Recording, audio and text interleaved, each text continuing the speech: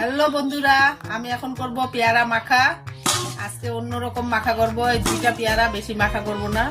সাথে দিব ধনিয়া পাতা বাটা, একটু দিব কালা জিরা বাটা।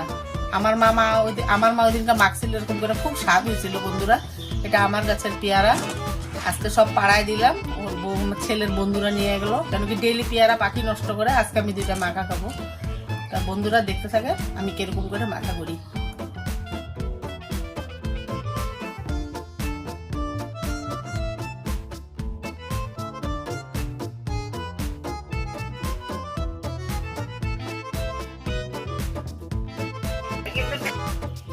কালো জিরা,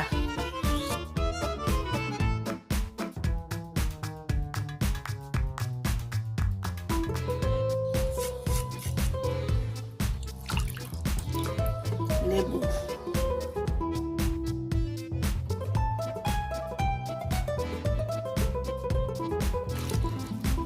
লবণীয় পেয়ারা মাখা, লেবুর রস, কালা জিরা, ধনিয়া পাতা দিয়া। অ্যাকচুয়ালি আমরা বড়ই এরকম মাখা খাই, কিন্তু ওদিনকে আমার মা নতুন সিস্টেমে মানে মাখা করলো, দেখলাম খায়া ভালোই লাগে। তো কিন্তু পেয়ারা মাখায় আমরা কাসুন্দি দিয়া খাইছি বা এমনও খাইছি মাখা। এরকম মা মাখলো বড়ের মতন মাখা দি খায়া দেখতে এরকম লাগে। মীনাক্ষী একটু আমি খায়া দেখি লবণটা কেমন হচ্ছে।